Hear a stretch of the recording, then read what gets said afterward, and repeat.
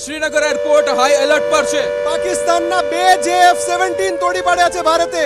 સૌથી મોટા સમાચાર, પાકિસ્તાનના 2 JF-17 તોડી પાડ્યા છે. પેલા એક F-16 તોડી પાડ્યું, હવે 2 JF-17 ફાઇટર જેટને પણ માટીમાં મળાવી દીધા છે.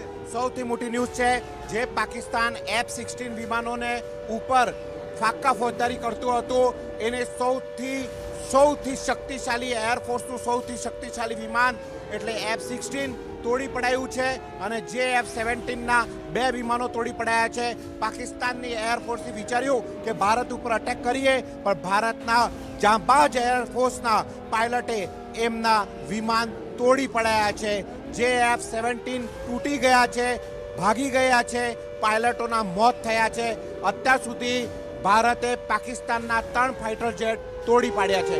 સૌથી મોટી ન્યૂઝ ઉમંગ શું છે નવું? બિલકુલ એ જ રીતે કે જે જેટ આયા કે F-16 આયા, શ્રીનગર હાઈ એલર્ટ પર મૂકી દેવાનું. બ્લેકઆઉટ રાજસ્થાનમાં, શ્રીનગર, પંજાબ અને સાથે કચ્છના ભુજમાં પણ બ્લેકઆઉટ. ભલે ગમે તે તૈયારી હોય, પરંતુ અમારી ડિફેન્સ સિસ્ટમ તમારા ચાઇના જેવી નથી.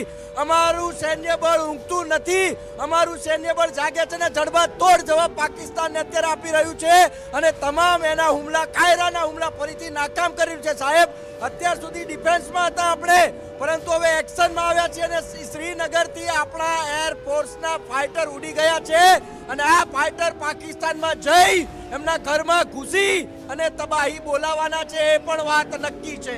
સમાચાર મળી રહ્યા છે, દિલ્હીમાં તમામ સરકારી અધિકારીઓની રજા રદ કરવામાં આવી છે.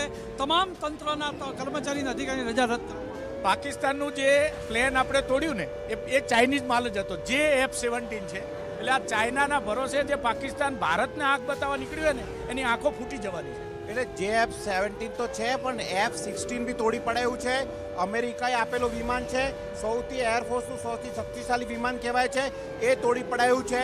જેમ બાલાકોટ સ્ટ્રાઇકમાં આપણા અભિનંદન વર્તમાને તોડી પાડ્યું હતું, એ જ રીતે MiG-21 થી F-16 તોડી પડાયું હતું. એ જ રીતે પાકિસ્તાનની અત્યારે હાલત છે. સાહેબ, આ છે ને મને લાગી રહ્યું છે ભારતની રણનીતિ છે કે આવા દો, તમે ઘૂસો, તમારી જોડે જેટલા ડ્રોન છે તમે ઉપયોગ કરો, મિસાઇલનો જેટલો ઉપયોગ છે ઉપયોગ કરો, અમે એને ખાલી કરી લઈશું. તમારો ભંડાર ખાલી થશે ને પછી ભારત જવાબી કાર્યવાહી કરશે.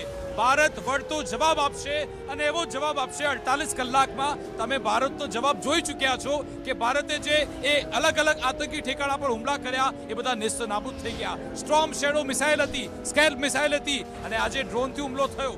તમે ભલે અત્યારે તૈયારી કરો, આ બેટા પછી તમારી હાલત જો, બાપ હોતા હે, બેટા હોતા હે. વિકાસ, એક બહુ જ અગત્યની વાત કરું. અત્યાર સુધી આપણે એમના બધા જ હુમલા નિષ્ફળ કર્યા ને S-400 થી, તો પાકિસ્તાનને લાગતું હતું ખાલી S-400 જ છે આપણા પાસે.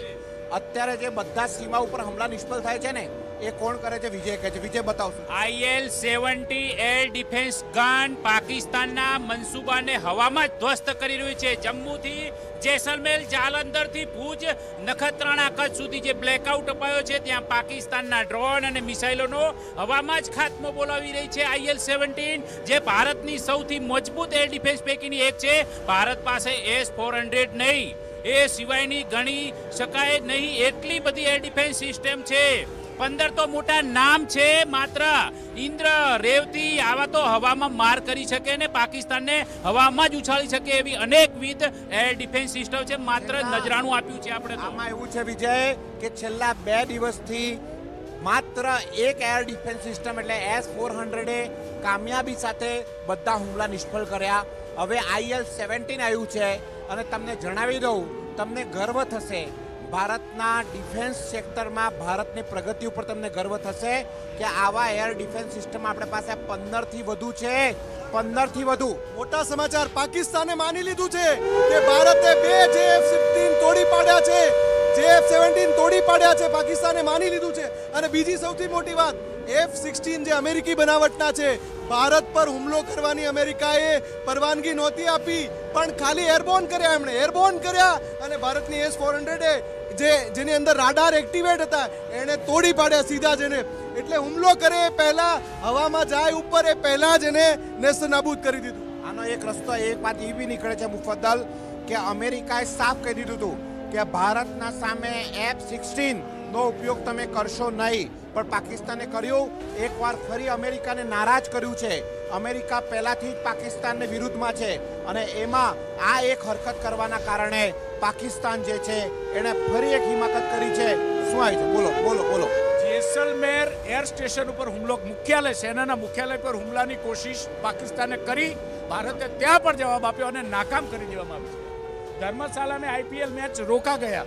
એટલે બધા જ આ તકેદારીના ભાગ છે, પણ જેસલમેરના સેનાના હેડક્વાર્ટર સુધી પહોંચવાની આ લોકોએ હિંમત કરી અને એ જ સ્થિતિ થઈ. હવામાં જ એ બધા જ જે હુમલાઓ છે એને નાકામ કરવા. અને ખાસ વાત એ છે કે પાકિસ્તાન એ વાત સ્વીકારી બી રહ્યું છે કે ભારત અમને ખૂબ જબરદસ્ત તરીકે ધોઈ રહ્યું છે. ભારત લગાતાર પાકિસ્તાનને નુકસાન પહોંચાડી રહ્યું છે. અને સૌથી મોટી વાત કે ભારતમાં જે બ્લેકઆઉટ થઈ રહ્યા છે ને વિનોદ, એ માત્ર ને માત્ર તકેદારીના ભાગરૂપે, કે આપણા લોકો અલર્ટ રહે, આપણે કોઈ મોટું નુકસાન ના ઝેલવું પડે, તકેદારીના ભાગરૂપે, સાવચેતીના ભાગરૂપે આ બધું કરાઈ રહ્યું છે. કારણ કે આપણા એર ડિફેન્સ સિસ્ટમ ઉપર પૂરો ભરોસો છે. છતાંય આ બ્લેકઆઉટથી આપણે ગભરાવાની જરૂરત નથી. ભારતની સેના જબડાતોડ જવાબ આપી રહી છે. ભુજ રાજૌરીમાં એલસીને પાસે ખૂબ જબરજસ્ત ગોળીબારી થઈ રહી છે. એના દ્રશ્યો તમને થોડીક વારમાં હું બતાવીશ કે કઈ હાલત કરી નાખી છે પાકિસ્તાનની આપણી સેનાએ. તમે જોશો તો એકવાર ભારત માતા કી જય ચોક્કસથી કહેશો. નેક્સ્ટ અપડેટ બતાવો, નેક્સ્ટ અપડેટ બતાવો. તમે જે એર ડિફેન્સ સિસ્ટમની વાત કરતા હતા ને, કેટલી છે આપણી જોડે? આકાશ એર ડિફેન્સ સિસ્ટમ છે આપણી જોડે, જેનાથી જવાબ આપવામાં આવી રહ્યો છે. સ્પાઈડર છે જે ઇઝરાયલ તરફથી આપણને મળી છે.